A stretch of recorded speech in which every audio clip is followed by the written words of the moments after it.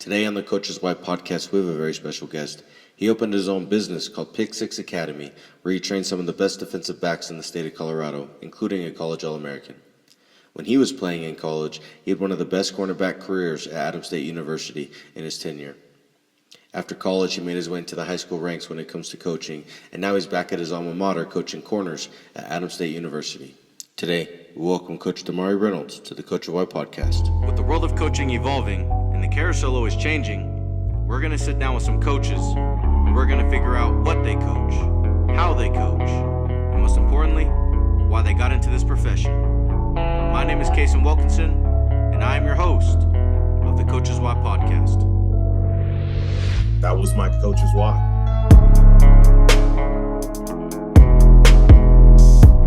Welcome back to another Coach's White podcast. We got a very special guest in the building today. Ex-teammate of mine, or I guess I was an ex-teammate of his. We both went to ASU. He's got the gear on right now. Coach Demari Reynolds up at Adams State. He's the DB coach up there. Coach, how you doing today? I'm doing well. How you doing? Bro, I'm doing well, man. I apologize for the delay for practice, but I can't complain. I'm excited for this. First collegiate teammate, I guess you could say, on one of these things. So, bro, I'm excited, bro. I'm very excited. I got a lot of questions for you, that's for sure. Well, it's a blessing. I'm happy to be here. And, I love ASU. That's why I came back, and I'm in this coaching role, and the journey's been incredible. So I appreciate you having me on. Of course, brother. Of course, man. And yeah, I mean, because if this is your first time listening to the Coach of White podcast, I always get started by having you, Coach, kind of dive into who you are, or I should say, letting us know who you are, but also letting us know where you grew up, as well as kind of when you got started and or involved in the sport of football. Yeah, for sure. So Demari Reynolds, like Kay just said, from Denver, Colorado. I've been doing this football thing for a minute. I first started playing when I was 6 years old.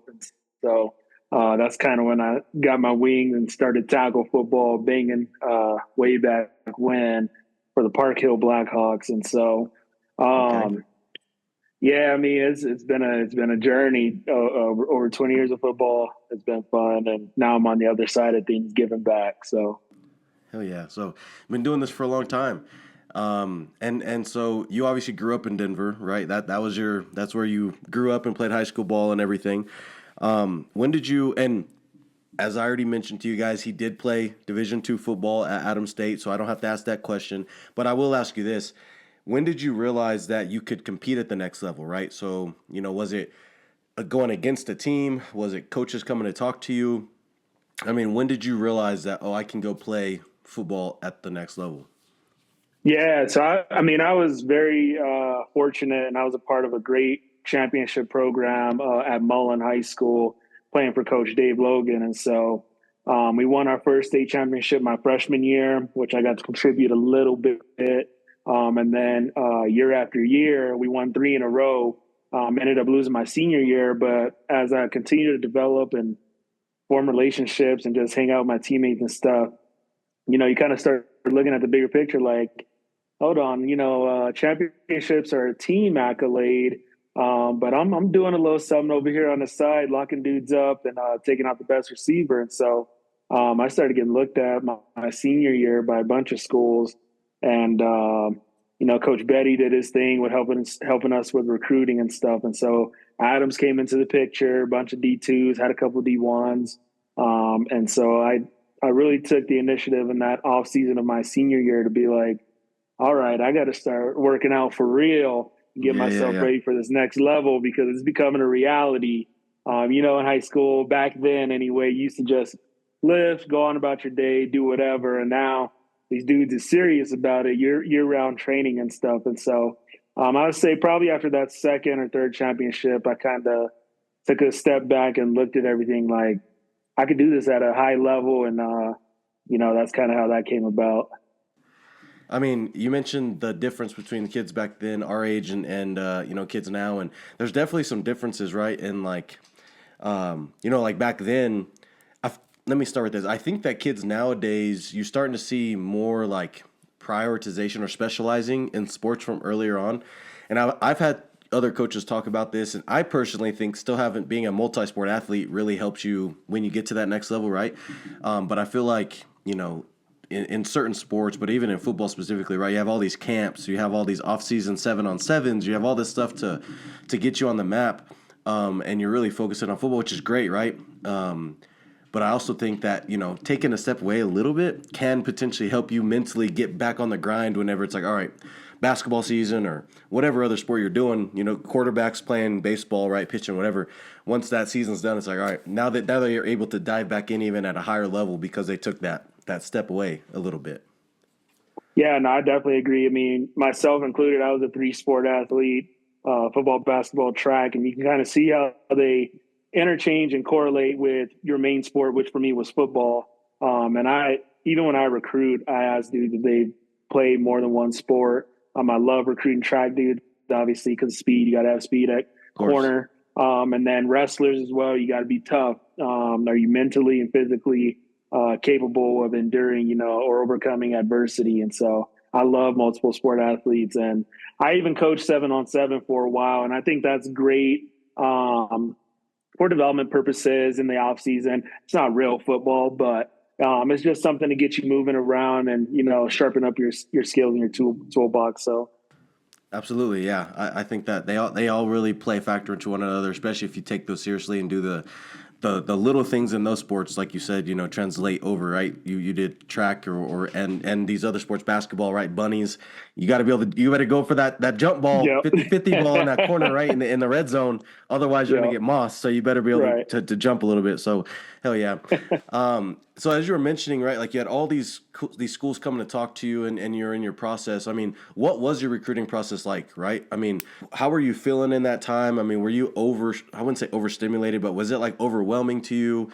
Sound like you had a coach who really helped you out during that time, but I mean, let us know kind of like how your process went and how you felt about it. Yeah, no, the process was the dopest part about it all. So, I mean, like I said, Coach Betty helped us put our tape together. And actually, my senior year was the first year that Huddle was invented. And so we were able to go transfer that DVD product into an online platform. And so that was cool. Yep. And then obviously just being able to go on all the visits. And I remember Coach Marty Heaton, who was the head coach here at Adams State at the time. Yep. He came and visited us, and it was like probably 8 or 9 of us in a room together. And he offered all of us on the spot, and we were all committed and ready to go. And, a couple of my teammates took a couple other visits, and I ended up taking another visit as well, and ended up going to Nebraska Kearney for a semester. And it just didn't feel right. I didn't really mesh or gel with like the team at that time. And so, I reached back out to Coach Heaton. And I mean, it was the best decision of my life transferring back to Adams State. I had a solid career here and met people. And so just the relational aspect while you're going through those things, really taking the time to evaluate the academic part, as well as like, obviously the football, the town, everything included in that. It's just a great experience for dudes to be able to go on recruiting visits. And I enjoyed mine. It was like nothing else I had ever done before. For sure, yeah. I think recruiting is, my perspective, was one of my most enjoyable moments in high school.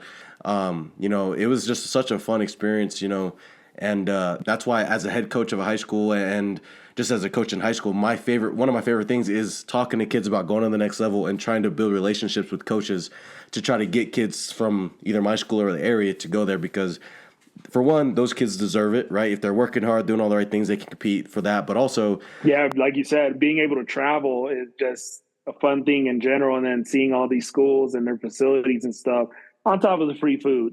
You can't beat free food. Yep, you're right. Well, hey, you used to not be able to get a cheeseburger, right? Or whatever happened to Harbaugh up there, right? You couldn't do that. But yeah, for sure. It's definitely a fun experience, though. And I think that as kids develop and hopefully they understand that there's so many different aspects to recruiting and going to the next level, right? And I've mentioned this multiple times, that you're going to find good opportunities at any level, right? JUCO, D3, D2, D1, NAI, it doesn't matter where you go. It's all about where your development's going to go and what type of opportunities you're going to get, not only for now but in the future, and hopefully for degree wise.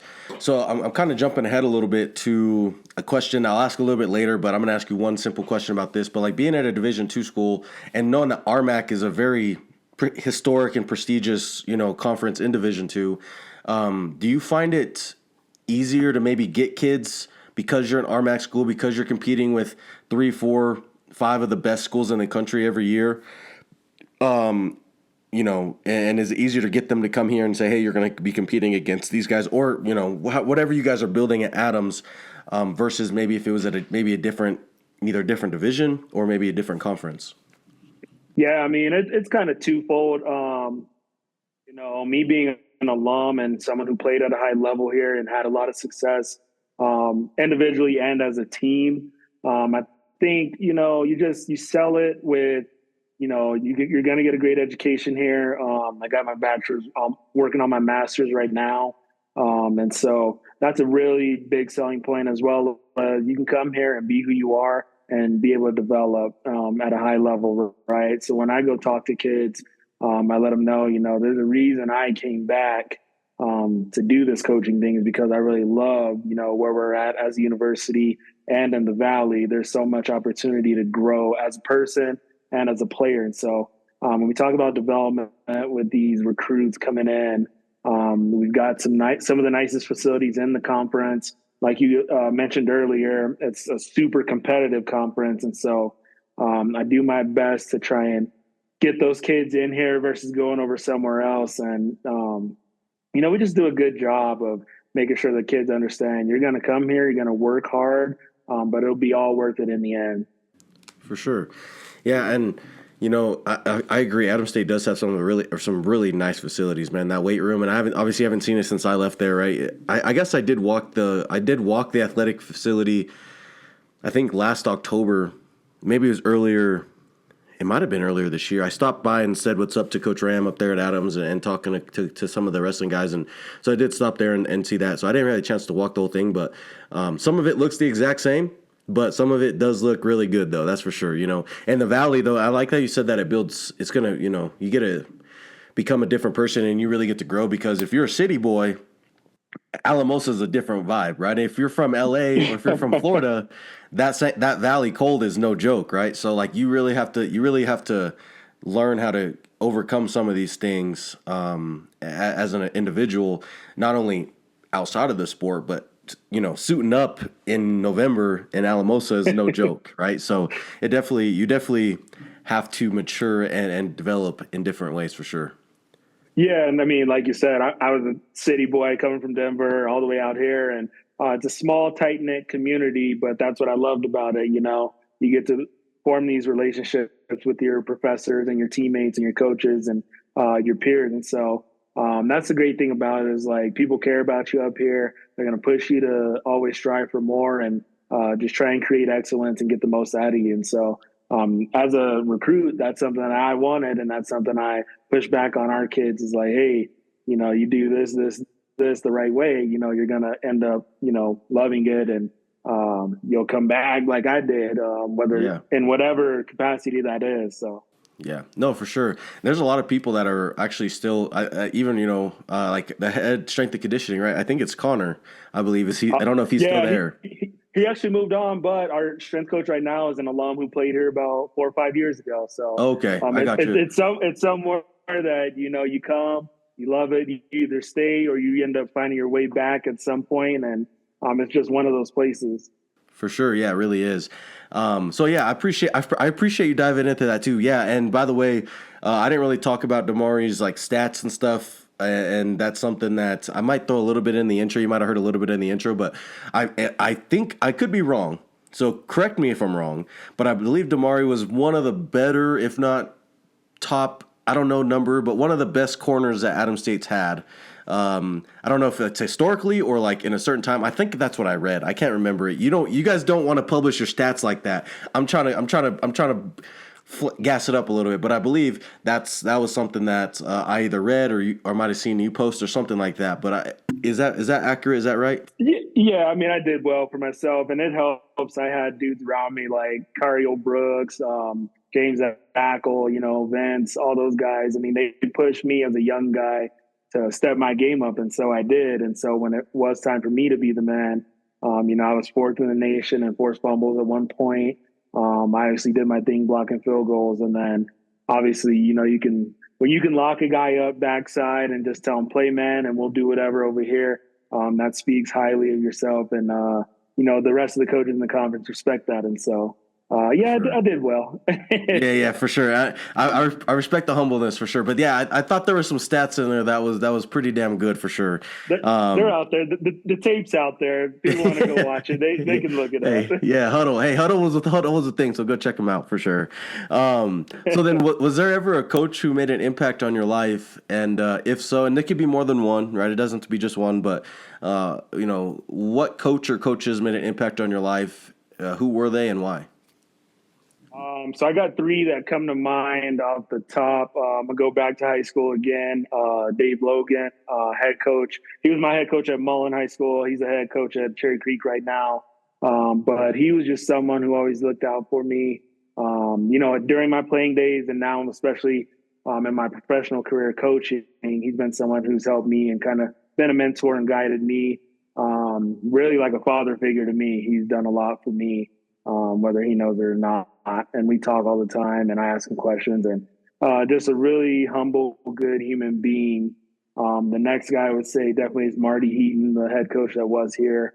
He took the time to really make sure that I understood what I was getting myself into and kind of help me develop and grow as a young man. And he always talked about character and, doing the right things on and off the field. And so being under him, I learned a lot.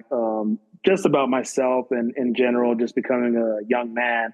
And then Ted Edgar was another one. He was my position coach. He really forced me to grow, like I said, along with Cario Brooks and some of those other dudes. Really just taking the time to develop my footwork and make me understand the game as a whole, whether that was mentally or physically. And I still talk to all of those guys to this day, and they love that I'm coaching, and they're always in my corner looking out for me. And so anytime I have any questions or thoughts or ideas or things like that, I always reach out to one of those three or all three, just to get some perspective and knowledge. And those are definitely three guys that I continuously, text or bug or ask questions, and they always, respond with an answer. And, and that's kind of why I got into coaching, to give back and be that guy for somebody else. And I got a pretty young group this year. And so, they reach out to me all the time, and we talk and have conversations, whether it be about football or not. But I just really try and put myself in one of my three mentor shoes to be that guy for them, how they were for me. And I was going to say that it sounds like a lot of those coaches, whatever they implemented in you, right, off the field, on the field, all that stuff, that you are really trying to push back to the community. I know you've said that a few times, but that's really like your goal is to let those kids or say your athletes, not only get that side of things, but also just to get them, another opportunity, and really for them to get the same type of growth that you had, right? Obviously they're going to do it their own way. They're going to have their own stuff, but the opportunities that you were fortunate enough to have and the care of coaches is a huge thing. Shout out to Coach Heaton. Jake, his son, was actually my roommate, so I got to hear all that stuff. So shout out to him. But for sure, I think that, I obviously don't know Coach Mullins, but the fact that he's still being dominant in high school football up there in Colorado is goes to show the type of coaching style and his successes for sure. Yep. Coach Logan, the GOAT. Yeah. So now I know that you were mentioning something about, I know that's kind of one of the reasons why you got into coaching was kind of some of those influences in your life. But let's kind of go back to where you started. So actually, let's go back to the thought process of coaching. So when did you realize that, or make the decision like, oh, hey, I want to coach. Like, this is what I want to do in my life? It kind of just happened. Once I was done here, I got to play a little bit of pro and stuff. And, once I was done fully playing, I kind of immersed myself in a training business that I had, the Pick Six Academy.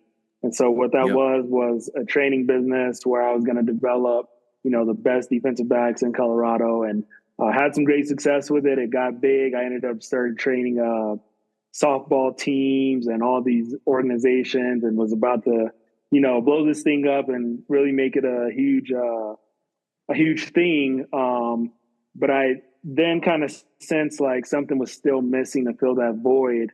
And so with training, you don't really get to explore the X's and O's as much as you would as a coach. And so I think it was like 2016 or 17 is when I got into it. And I was very fortunate because I got to go back to my alma mater, which was Mullen High School, and coach under Tom Thinnell. And so he kind of gave me my first start in coaching. I was coaching the secondary there. And I just learned a lot that first year and enjoyed being around the kids. I was fortunate to coach Adrian Jackson, who was an All-American, played on Deion Sanders' Under Armour team, ended up going to Oregon and all this stuff. And so it was kids like that I seen like development, and not only from the football side of things, but just being around kids. And I was teaching middle school at the time. And so being able to just give back in that capacity, it kind of showed me like, hey, like, this is your calling. You need to do this. Because there are, there's a lot of great coaches, but there's a lot of bad coaches out there too. And, if we're being real, there's dudes teaching things that aren't really applicable to the game. And so, football to me is the greatest team sport in the world. It shows you a lot about life and forces you to overcome adversity and things like that. And so I think getting my first start after my training business at the high school level and being able to do that for, 7-8 years in a variety of roles, whether that was a position coach or a coordinator or most recently a head coach, I started to learn a lot about, developing people and being positive and just helping that next guy up get to where he wants to be in life, from a football standpoint or just a life in general standpoint. And so, coaching has been an amazing journey for me, and I love it. And, I'm going to try and do this thing as long as I can. Hey, yeah, I respect that for sure. So I know, like you were mentioning, like you started out, you got the opportunity to go back to Mullins, and for sure. And by the way, I remember when you first started Pick Six, and I thought it was so cool, and I did not know that you got to coach an All-American, so that's sick, man. But yeah, you started at Mullins, and I know you worked your way all the way up, and obviously now you're back at Adams.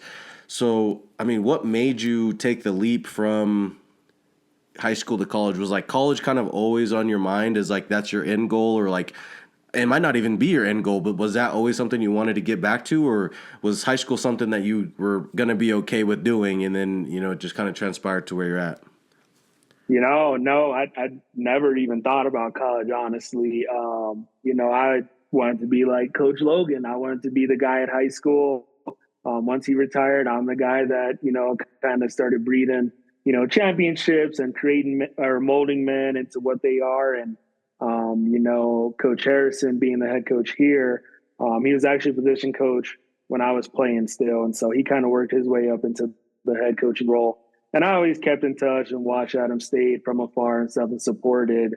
But at the end of the day, I just watched what he was doing and how he was able to kind of help, build this program into what it is. And so I just, kind of reached out and was like, hey, I want to take this a little bit more serious and go to the next level and take it a bit further. And so when I got that call, it was kind of perfect timing because, I was able to get the opportunity to start my master's degree, which, I always push education on my kids, like, hey, go do more, go get a bachelor's, go get a master's, go get a doctorate. Because at the end of the day, football ends for everybody. And so I think that was an important piece for me to come to the college game, because that's how I was able to kind of, afford getting through that part of it. But at the same time, coaching college has been a blessing and a journey. These dudes are smart, they're physical, the game is faster. I've learned a ton in this past year. And so I'm definitely looking forward and excited to what's to come in the future. And, college has been great. I don't see myself going back to high school. It could happen, but right now I'm kind of focused on now and being present, and sure. I love it here and I'm excited. Hell yeah, man. No, I mean, obviously you got the opportunity and you're going to do as much as you can with it. Right.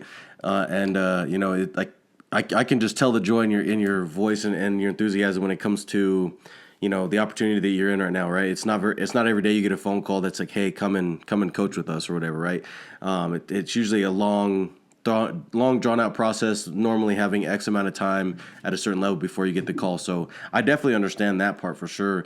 So, I mean, what was like the biggest change or maybe transition or struggle or challenge or however you want to, answer that, going from, the high school level to collegiate level in the aspect of coaching?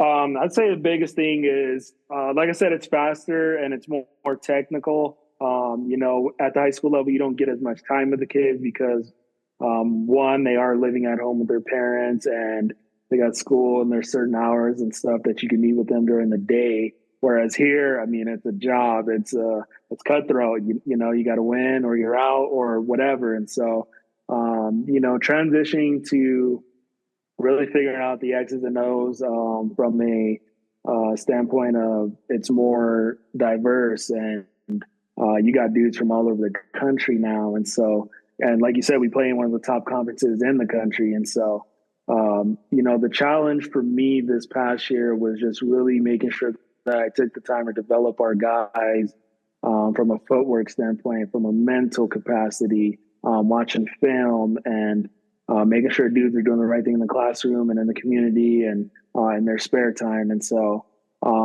it almost is, that next step at the league, the only difference there is it's faster and less mistakes. And those are grown men. And I mean, essentially we're dealing with 18 to 24-year-olds. So,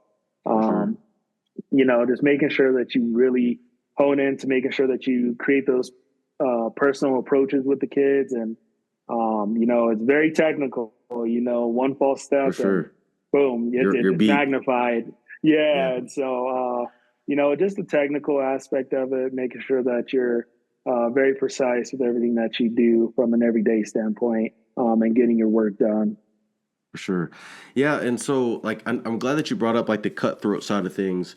Obviously I know like as an athlete is very cutthroat, right? I know if you're the starter, you might get, if you're a starting senior of 4 years, you might get a little bit more chances than like the freshman starter, right? Or whatever the case is. Just in general, it's pretty cutthroat.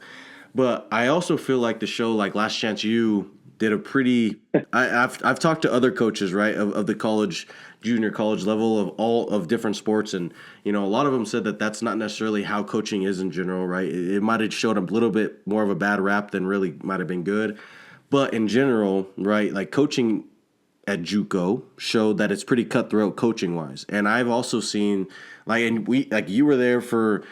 From Heaton to the next coaching staff, from that coaching staff to this coaching staff, and or actually there was one before Cares, and so like coaching in college is I feel like very cutthroat. So like, is that something that you ever? I wouldn't say worry about, but has that ever been something that's like in your head that's like, is there anything that you have to focus on differently as a coach, knowing that like hypothetically speaking, if this head coach goes, there's a shot I have to go too? Or is it just kind of like do my job, focus on what I have to do and the rest is up to God type of thing? Yeah, I mean, you always got to know and understand that it's a business at the end of the day. In high school, everyone might play. In college, it's definitely not that way. You got to play your best guys, and you got to force those guys that aren't playing to elevate to your standard. You don't drop the standard. You got to force everyone to rise to that standard, whatever that is. At the end of the day, like I said, it is a business. We're here to mold men and make sure they're great human beings after football. We're also here to win games. That's why we're hired. We're here to make sure that we put a good product out there on Saturdays, and no matter what, that's the end goal. Win the games, make sure that you're doing the right things, and I think it all kind of takes care of itself. Coaches get fired, coaches retire, coaches step down. All those things happen. It's life, it's reality, it is what it is. But at the same time, the best thing you can do is be present in the moment and prepare as much as you can to put the best product out there and let the chips fall where they may. So yeah, I agree with that for sure. Yeah, you can't live for the what ifs. You got to live for right now and do what you can. And so I know you mentioned, or I'm going to go back a few questions ago about like some of the stuff that you learned from your high school coaches and Heaton and I think you said Coach Edgar. and just kind of in general, some of the people that were around you, right? And I'm sure they taught you some stuff in the weight room, out, on the field, off the field, right? A lot of different things for you to develop in all aspects of life. So as you're developing some athletes, right? Like when you face a tough year, whether it's production wise, whether it's winning, whether it's losing, whatever, what did you learn from those moments, from those coaches that you can now instill in these guys to mentally understand, like, I guess I like this phrase, right? Not get too high, not get too low. Like what are you using to kind of keep guys?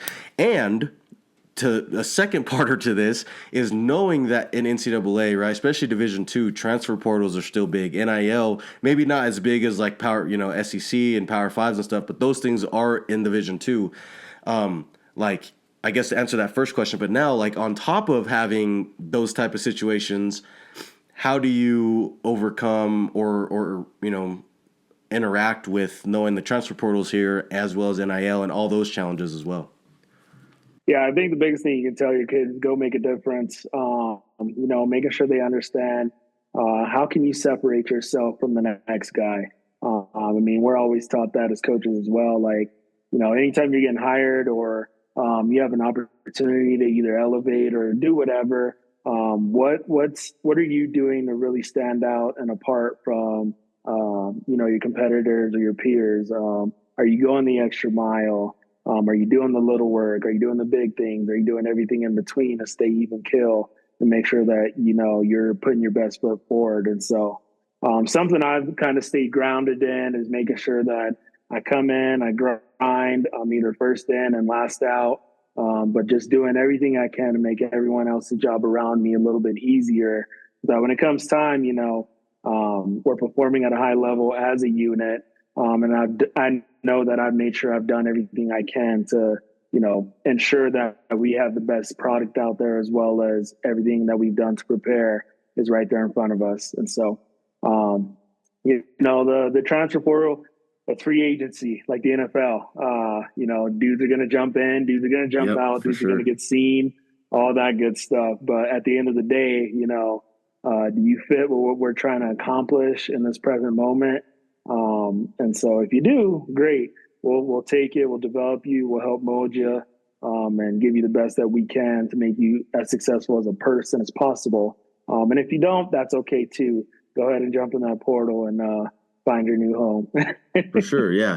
And I just find it interesting, right? Like it's such a vast and crazy thing that's happened. Obviously being seen at the highest level, right? But in general, from D1 to D3, such a big thing. And coaches are having to overcome it to where, like when we played, or even up to was it 3 years ago maybe, you had kids who, if they wanted to transfer, they had a city year. If they wanted to transfer, right? Now it's like, oh, they can come in and be that guy. So I just find it, it's interesting that how coaches build and not only keep guys engaged in the program and buy in to where that's not even an option, but also building, knowing that hey, my starting quarterback might, it's December 1st, December 2nd, or November, whatever your last game is, right? It could be after the national championship in middle December. He's gone. Now, I don't know that until he's talking to his agent or whomever, and he could be gone. And you weren't recruiting for that, right? Because he's only a sophomore. So it's there's so many facets to it that's so interesting to me that I give a lot of coaches respect, because that's a tough thing to deal with on a daily basis. Yeah, there's a lot of moving parts to it. And I think, like I said, you do the best you can to create those relationships so you don't even have to worry about it or have those conversations. And like I said, development is the biggest thing with myself personally, keep your nose down, stay here, grind, let me develop you. And I promise you'll be better off for it in year 5. I actually had a coach, Coach Crocker at UNK, who, I obviously was a high ranked recruit and I was ready to play now. And they almost pulled my red shirt. And he told me, just relax, you'll be better for it in the long run. And he was right. I ended up being a much better senior in year 5 than I probably would have been in year 4. So that development piece is key for me. And like I said, creating those relationships is a huge thing as well. For sure.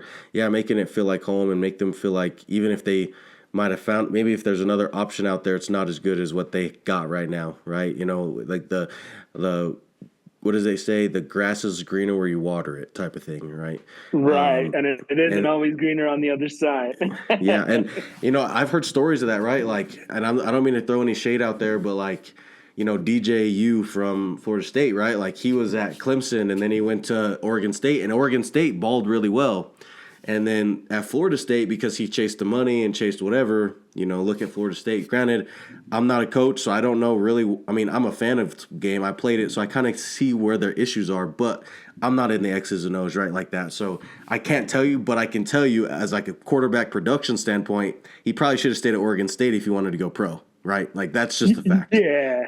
It's just Like what it you is. said, I mean, dudes are going to bounce around and think they know best, and especially a lot of young guys. And it is what it is. Like, you can't really stop it. I mean, the only way you can stop it is if they want to stop it and they want to be developed and they want to grow and they want to be where their feet are instead of kind of looking ahead. So, Sure. yeah, I mean, the portal's been crazy. It's good. It's bad. It has its moving pieces, but it is what it is at the end of the day. And as a coach, no matter what, you're always going to prepare to adjust and just do the best you can with or without a certain player. Yeah. That's why they got to have somebody who's ready to step up, next man up type of thing. You know what I'm saying? For sure. Exactly. Yeah, Yep. yeah, for sure. So as you were talking about like recruiting in general, I'm going to talk a little bit about recruiting. I actually have a question that is going to go back a few, but I'm going to stick on recruiting topics since we're there. Tell me about like your recruiting process, right? So like, how are you finding your athletes? Where are you finding your athletes? Are you sticking to a pipeline? Are you looking nationally? Are you looking like NCSA, JUCOs, transfer portal? I mean, like, well, there's, as we just mentioned, so many moving pieces of it. I mean, like, what is you, especially being like, I know you've been at Adams, but like relatively new to collegiate coaching, right? Taking on that role in general, what's your preference and how are you getting your athletes or finding them / looking for them? Yeah, usually on a staff, areas are kind of divvied up as well as like positions and stuff. Myself specifically speaking, I'm usually a Denver guy since I'm from there, coached there forever, and have the most connections and resources to those kids. So whenever I'm looking for a guy, I look at all the high schools in Denver that have dudes that could potentially play at that next level. And with that, obviously you reach out to them, you look at their film, you talk to their coaches, see what kind of character that kid has on and off the field in the classroom, GPA, all of that good stuff. When we talk about recruiting, I think it's important to understand, don't look at the kid for what he is now and think of what he can be in 4 years when he's done developing and growing at your institution. And so Yeah. I always try and look at a kid's ceiling and his growth and development. And so for me, that's a big one. Just making sure I understand, hey, this kid might be 5'11" now, but look at his mom, his dad, his uncle, they're 6'5", 6'10", that he could be potentially that by the time he's done growing and getting some of that development. I was going to ask you, yeah, like how do you do that, right? Like obviously you're looking at a dude's like who's going to develop on our team, as you just mentioned, but who's going to be that guy in 3-4 years, or who can step in earlier if need be, right? But who, obviously you're looking for that development stages. Like, I don't know how, or, I guess explain that a little bit more on what you look for and what you mean by looking for the development side of things as they grow. Yeah, I mean, it's a well-rounded approach. When you're looking at a kid, what kind of accolades does he have? Has he been a player of the year or a conference guy? How many interceptions does he get? Does he move well? Are his hips fluid? Is his footwork good? Is his vision good? Can he see the full field? What kind of at-home life does he have? Single parent, both parents? What does he like to do in his free time? Is he a part of any clubs or honor societies or anything like that? Does he do community service? Is he a multi-sport athlete? A lot of those things you want to make sure you're getting a well-rounded kid and not just a football player. Because I think if you get a well-rounded kid versus a football player, you're going to find out that well-rounded kid is very disciplined discipline and a lot of the things he does outside of football, versus a guy that is trying to be here for the moment and be involved in football only. And so I always take into account, parent sizes, siblings, if he's got any, looking at him, what he is right now, what he could be. Is he a weight room junkie? Does he like to lift? Is he watching film?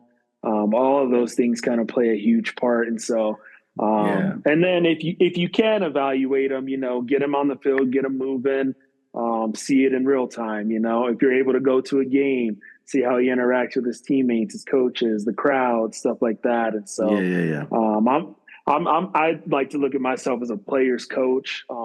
Kids love playing for me because I allow them the opportunity to be themselves, within a realm and making sure they're doing the right things. But when we recruit kids, or when I recruit kids anyway, I look at all those things from a well-rounded approach, not just can he play ball. For sure. No, like what are his study habits, stuff like that, because that stuff's important. Oh, for sure, right? Like the education side of things, if they're not in the classroom, they're going to be a liability at some point, right? Possibly, not saying they will. Some kids develop better in college because of the little bit less, I should say less, but realistically, right? I know you have football is a full-time job. I'm not discrediting that, but right, you might be taking 2 classes on Tuesday and Thursday and then 2 on Monday, Wednesday, Friday, right? So it can be a little bit less on them mentally just because they can focus, right? I've been through it. I know it's not easy, but the idea is that some kids develop differently. I like that you mentioned about like the players coach side of things too. I think that, if you can be like my example is, when I first got into the head coaching job, I recruited a whole class of girls, right? Like we didn't have a girls wrestling program. I recruited to get our first ever girls wrestling program. And I felt like, and we had some kids, that boys side too, that bought in because of what we were doing as a coaching staff. But pretty much the girls team and those guys that came in because of us or whatever their reasoning was, I feel like they would run through a brick wall for me or my coaches, right? Some of them gravitated more towards me. Some gravitated more towards my assistant coaches, the girl coach, whatever. But they would run through a brick wall, and they were dedicated. They bought in, right? And I feel like if you are a player's coach, and not every coach, you don't have to be a player's coach for this, but I feel like sometimes that goes a long way because they can be themselves, as you mentioned, to where the development or the buy-in or whatever, right? They feel comfortable, so it's not as like maybe high pressure, whatever, but that you just get more out of the athlete because of the idea that they're more comfortable with you. And I think that goes a long way, especially, and I would assume, especially in the college level where this guy might be coming in from Florida or Hawaii or Missouri or Montana, where they don't have a mom and dad to go home to every night.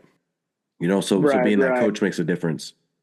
Yeah, and I always invite my players to play with passion and let their personality show. Like, you got to give them some structure and give them clear directions and, guide them into a certain direction. But at the same time, you give them the clear directions and the ability to grow and make the best smart decisions for the team, and they end up being the best version of themselves. So, for sure. And I know you mentioned just a little bit ago about I know you didn't touch on it, but you mentioned it. I guess that's touching on it. I don't know. You mentioned about the single parent versus the double parent household, and I think that's an interesting topic because I've had this conversation with other coaches in previous episodes, and I'm glad you brought that up because I feel like some coaches.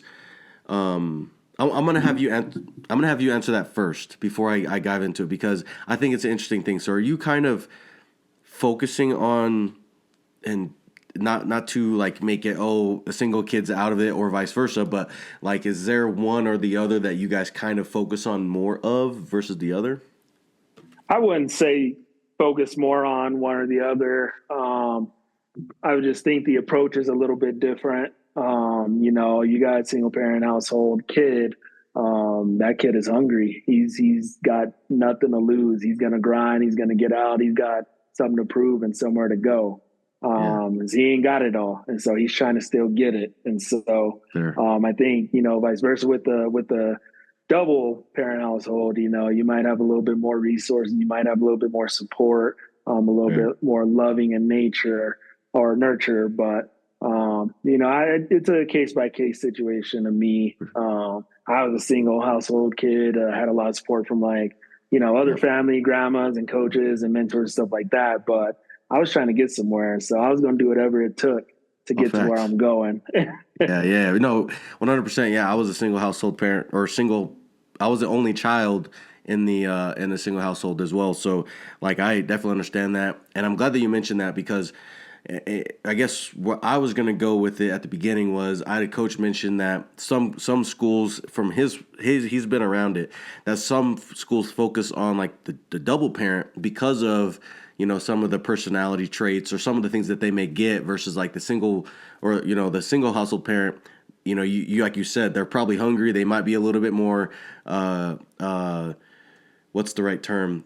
Character. There might be a little bit more character in them, right?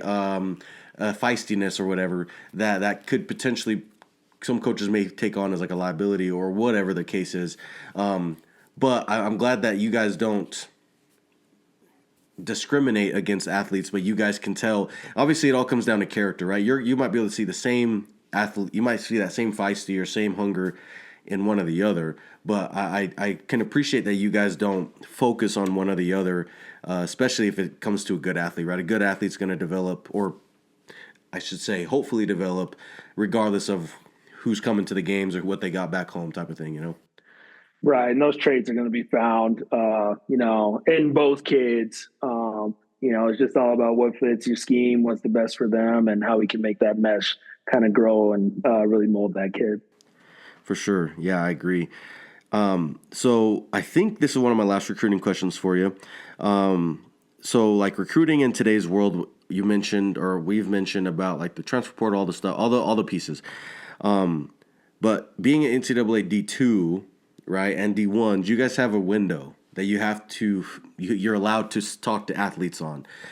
You can't talk to them before junior year, right? A certain time of that transition, that summer going into junior year, you have windows throughout those next 2 years, blah blah blah.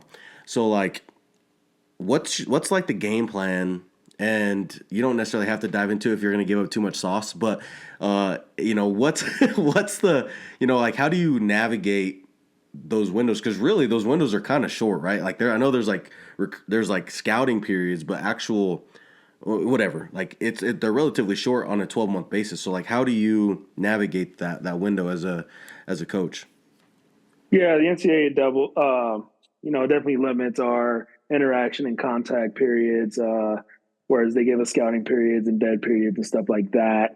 But essentially, I mean, tape is tape and tape is real and tape don't lie. So I think when we get interested in a guy, we got a huge board that we put him up on, and not necessarily compare him, but just see what's the best fit and the best need for right now at this moment, and particularly later in the future. And then from there, we start to track just on our end until we're able to either bring the kid on a visit or meet with them or go see a game or things like that. And just making sure he is who we think he is, from a measurable standpoint, from a tape standpoint, to seeing him perform and making sure that he's just as interested in us as we are in him. Because that's a big thing too, is, we're not going to go out and just chase who we think we want, and that kid has no desire to be with us. And so it's kind of a multi-pronged approach in terms of looking at kids, evaluating the talent, comparing, and making sure that, what we want, we go after and put everything that we can into getting a kid here. Yeah, and so I'm assuming you have to be pretty aggressive, knowing, right, especially if you know that if you're not the first to offer, but let's say CSU Pueblo or, UNK or Montana State or whomever, right, you go after that kid as well. But you guys may fit, and right, everything's different, right? You might fit more of like what they're looking for needs wise, but in general, like I'm assuming knowing those windows are there, you have to be pretty damn aggressive on athletes. You have to make a decision pretty quick after those first initial contacts, and then obviously hope for the best after that, I would assume. Yeah. I mean, it's competitive. I was talking to a guy about coaching in college versus the NFL. There's 32 teams in the NFL. There's a ton of colleges. Yeah, there's like 1,600. So there's a lot more options for these kids to go out and say, hey, I choose this one over this one. And so, like I said earlier, for us, it's like, what are we doing, and are we doing everything that we can to narrow those choices and windows to making sure that they choose us over someone else? For sure. Yeah, no, I definitely appreciate you diving into all your recruiting, philosophies and kind of breaking that down for us, especially on a football level, knowing football is such a competitive sport in today's world and focused. And if you guys don't know, you guys need to go watch RMAC Network. They stream all the games. Every school has their own little network that you can go watch, and they stream them free. I think they even stream most of the first, second rounds of the tournament. Like I just watched Slippery Rock versus Kutztown the other day on their network. So go watch those networks if you have a chance, because they give out free opportunity to watch in all sports too, not just that. So shout out to the RMAC. But I will say this to you: I'm going to dive into a little bit more of the deeper philosophy questions for you.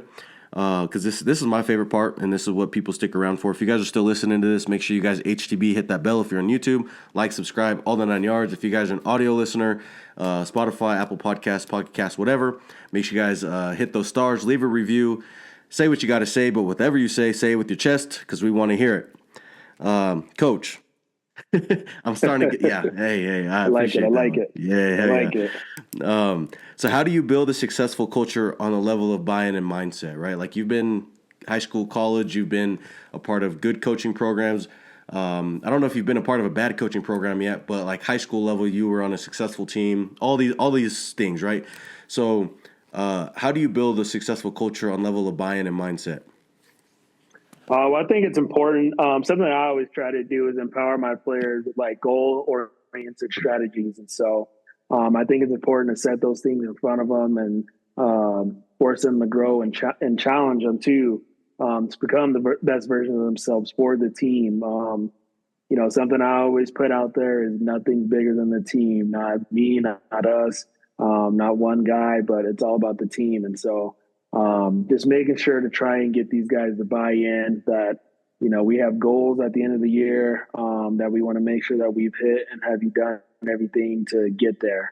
For me personally, I'm process driven. I always tell them to be where your feet are, enjoy the journey, enjoy the grind, everything that comes with it to developing success, and being the best they can be for the team, making sure that I'm being positive in my reinforcement, that they know they can count on me to do what I need to do to prepare them.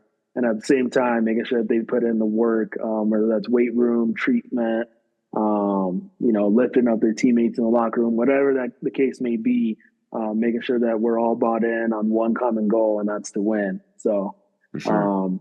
I think something that's important, that's kind of maybe it's not a lost art, kids jump around and like to leave and run and shy away from challenges. But I think something that's important is just the grind, like being able to be with your brothers and your teammates. And when it's hot and it's 90 degrees in the summer and you're grinding out there, making sure that you understand we're doing this now so we can enjoy the fruits of our labor later. So, For sure. Just creating that culture and that atmosphere throughout the building, whether it's in our office or, at the staff barbecue or wherever the case may be, making sure that the community understands that, and so that it's an all bought in effort from everyone involved, not just the team. For sure. No, I like that a lot. Yeah, staying positive the entire time and helping them walk their journey. For sure. I love it. I love that. So then, like, how do you build a successful program on the level of wins and how do you sustain that over time? I mean, something we do that's very different from anything I've ever seen or had. We provide them with the resources, or we try to at least. When I was here, we didn't get the nutrition part of things, and so now we provide that, whether that be muscle milk after lifting or PB&Js or whatever.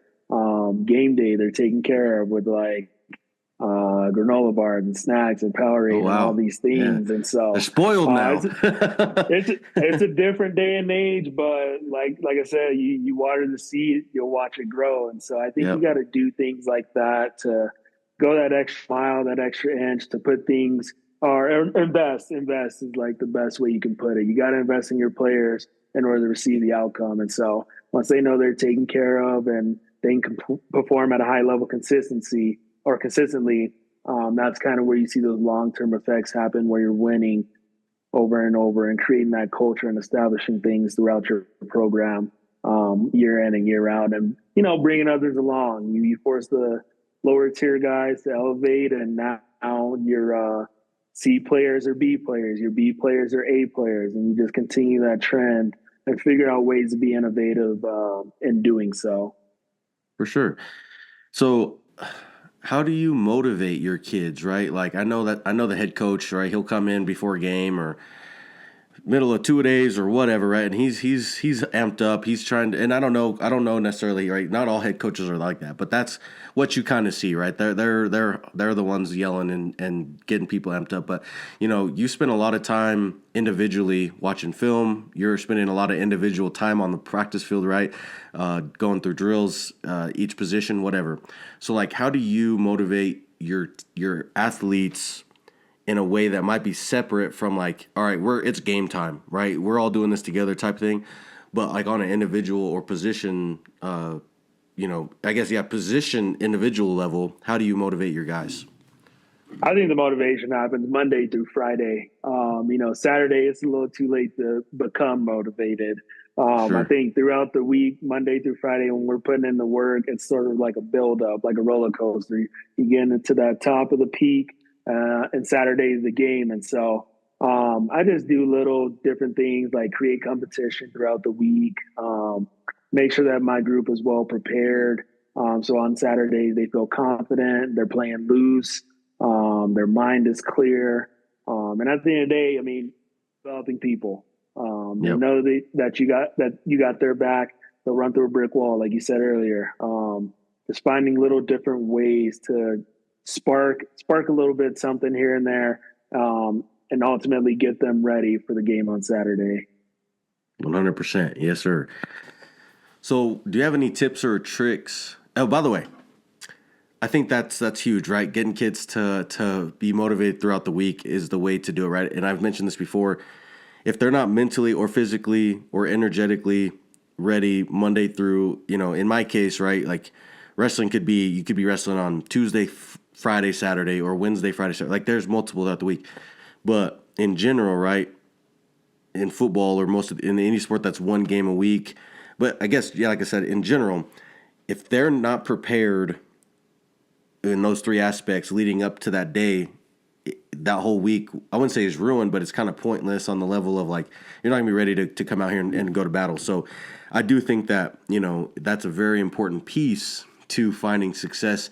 Not only do they know what the hell we're doing, cover 2, cover 3, running shell, we running zero, green, like whatever, but everything else that is what football is just as important. So getting them mentally in those three aspects is got to be some of the biggest, maybe even more important than knowing the plays. Is you might have a guy who, obviously you have to know the plays and know what the hell coverage you're in, but that's just as big of a piece as knowing what you're doing. Right. I mean, that process, fall in love with it. You fall in love with the process and treat it right. It's going to be good to you in the end. You'll be successful. For sure. I agree.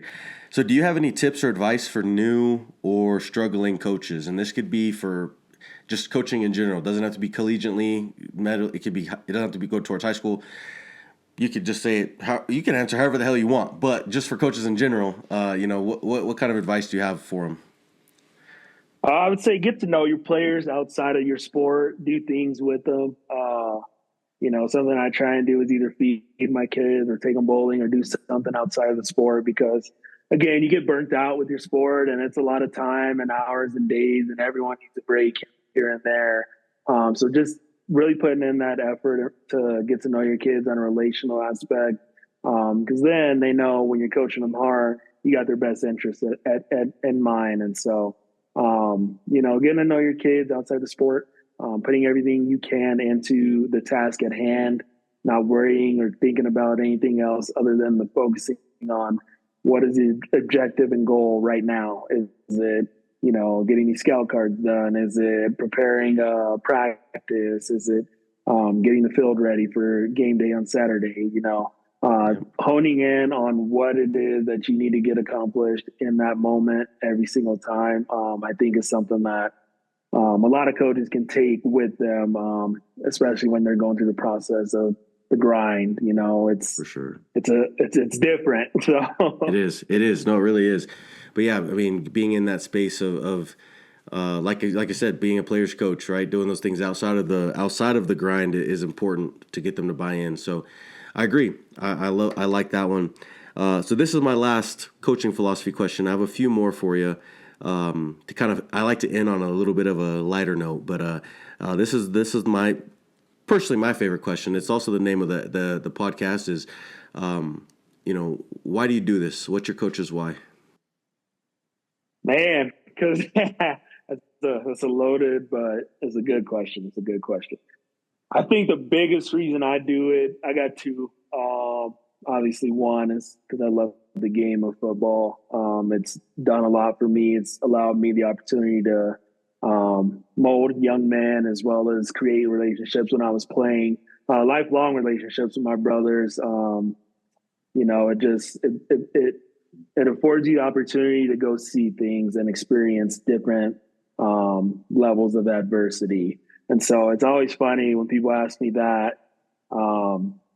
I was related back to my grandmother who watched me play all through high school, college, whatever. And she's like, she loved that I played because she was able to travel and see all these places because she was coming to my games. And so, I just love the game, which is why I coach. And then two, just giving back because obviously I've had plenty of head coaches, position coaches, teammates through the 20 years of football. And so being able to give back what someone gave to me is super important to me. I love giving back, helping the next generation of athletes become something greater of themselves. And so I'd probably say those two are like my two biggest whys.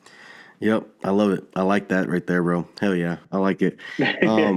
I love that it afforded you opportunities and for family to get their opportunities to travel as well, right? Like my grandpa and my grandma, they traveled everywhere. Like they were at Alma Mater every week. For there's pictures of them up in the I don't even know what it was called, like the calf right up top where they used to do Wing Wednesday. I don't even know what the hell it was called. The sub, the sub, bro. Yeah, there's pictures of my grandpa sitting up there watching. Right, they travel up there at the beginning, right, for anything wrestling. So, they traveled. The only one they weren't able to go to is like anything far, but anything home, and they were always there. So I definitely agree. I think that it brings people together, not only friendship wise, socially, but family wise too. So I agree. I love that. So I have two things I want to finish up on. One of them I mentioned earlier, or you mentioned earlier, like X's and O's. And so I kind of just wanted to, I don't know why I didn't ask this, but it just came to my mind. But like X's and O's you're mentioning like can be difficult going to college-wise as a coach, like transitioning. So like what makes it more difficult? Is it just more strategic? Is it just more, what's the right word? Like there's just more to it. I can't remember. For some reason, I can't think of the name or like word for that. But but just what makes it more difficult? Complex, that's the word I'm looking for, or what makes it difficult when it comes to coaching college?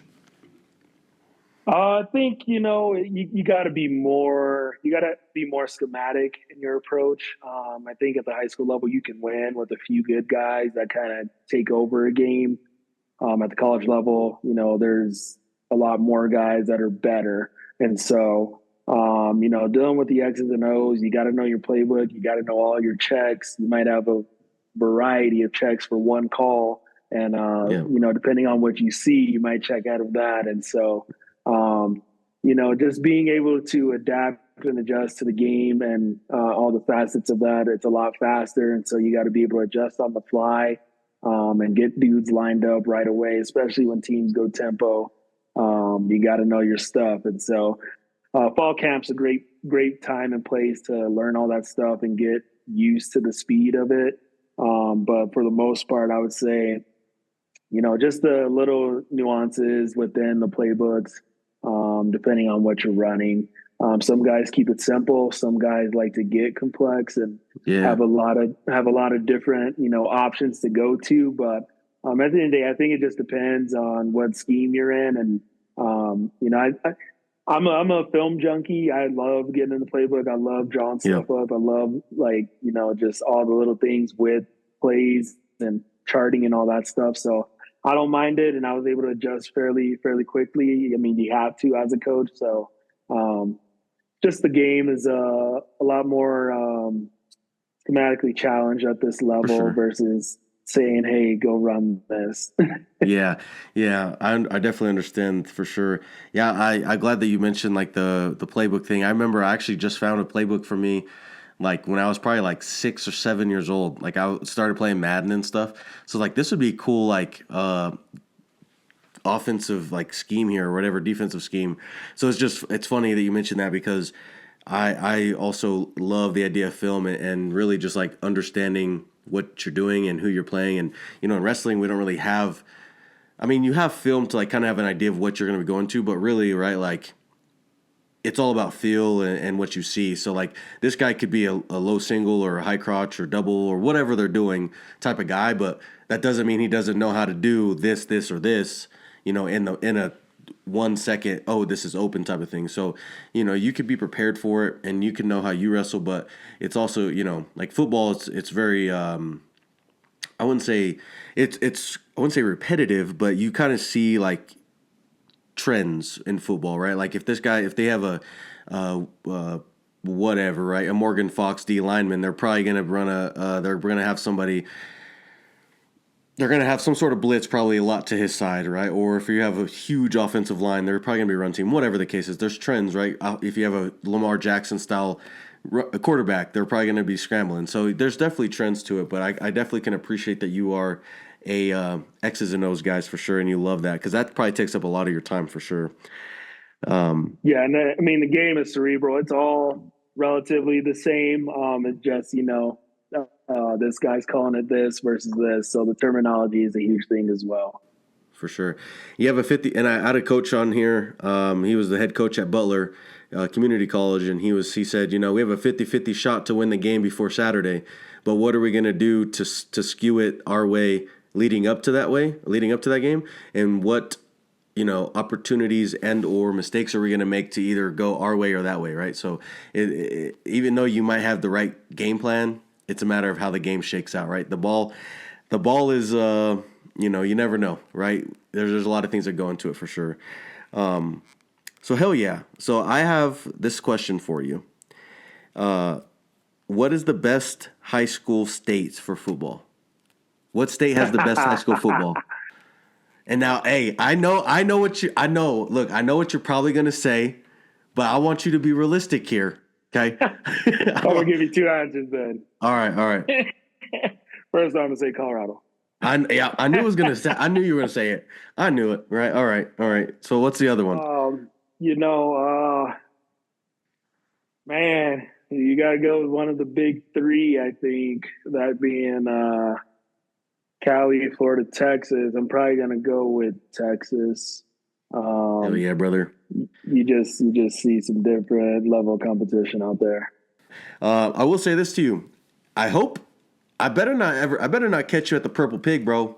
You said you take them bowling and you take them all these places, bro. I don't want to catch you at no Purple Pig, bro. It's a lot different now. It's not what it used to be. It's a restaurant now. So. Oh, is it? Dang. Yeah, okay. yeah. You gotta get up here. Check it out. Hey, last time I drove through there, I had to stop and I actually stopped at El Super Taco, bro. Every time I go through, El Super Taco is my place, bro. I mean, I wanted to stop at Wise Apples too. I used to try to get their my cheat meal or whatever. Not really a cheat meal because I wasn't really. I mean, I did, but I was not as nutritionally focused as I should have been at all times of college. But I always get their whatever their challenge was, and I never could finish it. But yeah, I mean, yeah, Alamosa's got some top tier food, man. I just had to throw out the Wise Apples thing because you brought up the bowling alley. Yeah, there's a lot more here now than when we were here. So they got IHOP now, Chili's, bro. You got to come check it out. Woody's. Shout out to Woody's. You got to come see Woody's. Okay, Woody's. All right. They got a Starbucks, bro. Yeah, they're going Metro. I don't like it. Hell yeah. But yeah, man. I mean, I definitely appreciate you jumping on. I thought this was a really good episode. I think next time, if you feel like jumping on again, we can really dive into like the behind the scenes side of things, right? Like talk about preseason, postseason, in-season practices, like kind of the schematics of football for sure. I'd love to have you back on and talk that. Cool. Yeah, we'll go whatever. Hit me up anytime. I loved it. Appreciate you having me on. It's been a blessing to see you again, talk to you, and talk Adams State football. Yes, sir. It's been a long time since we've actually talked, so it's good to see you as well. And if you guys are still listening to this, thank you guys so much. Make sure you guys stay tuned for the next episode. If you haven't watched the last one, go watch it. But with that being said, we'll see you guys next time. Peace. Go Grays.